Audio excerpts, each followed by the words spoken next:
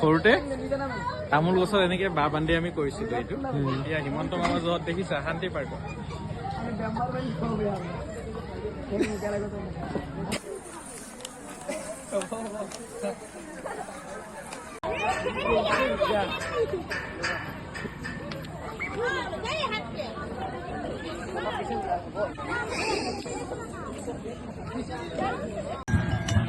তো গাইছ আমি এতিয়া আহি গ'লো ইয়াত আমি এইটো বজাবলৈ আহিছোঁ গাইছ এখন ব্ৰহ্মপুত্ৰ পাৰত আৰু নতুন এখন পাৰ্ক খুলিছে এয়া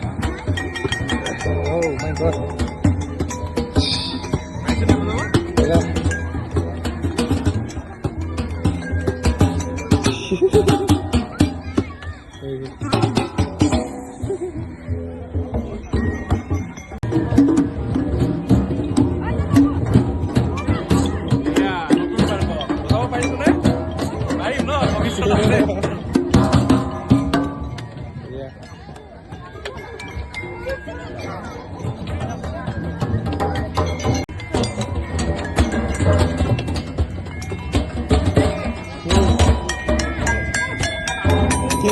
সৰুকেইটা চাই আছে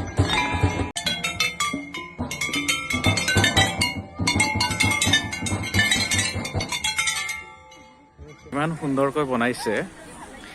এয়া সফল হৈছে একমাত্ৰ অসমৰ মুখ্যমন্ত্ৰী মাননীয় শ্ৰীযুত হিমন্ত বিশ্ব শৰ্মা ডাঙৰীয়াৰ নেতৃত্বত এইবোৰ কাম হৈছে। ইমান সুন্দৰকৈ বনাইছে নহয়, আপোনালোকে ব্ৰহ্মপুত্ৰৰ ভিউ ইয়াৰ পৰা ধুনীয়াকৈ চাব পাৰিব। ইয়াত সন্ধিয়া টাইমত লোকে লোকাৰণ্যত পৰিণত হয়। সুন্দৰভাৱে ইয়াত জিৰণি লোৱা, মাইণ্ড ফ্ৰেছ কৰা মানে এডোখৰ ঠাই হৈছে, সুন্দৰভাৱে বনাইছে। ইয়াত সৰু ল'ৰা ছোৱালীবোৰে ধুনীয়াকৈ খেল ধেমালি কৰিব পাৰিব।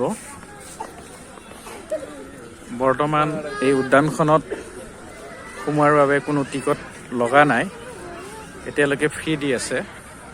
হয়তো পিছলৈকে ইয়াত টিকটৰ ব্যৱস্থা কৰিব, যিহেতু ইয়াত বিভিন্ন ধৰণৰ মানে সৰু ল'ৰা ছোৱালীয়ে উপভোগ কৰিব পৰা, খেলিব পৰা বস্তু ইয়াত আছে, মনোৰঞ্জনৰ বস্তু আছে।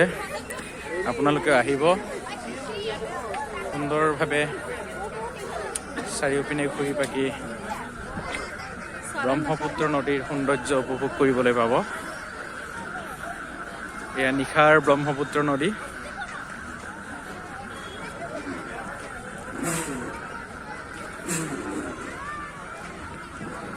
ময়ো আহিলোঁ, আপোনালোকেও আহিব। ধন্যবাদ।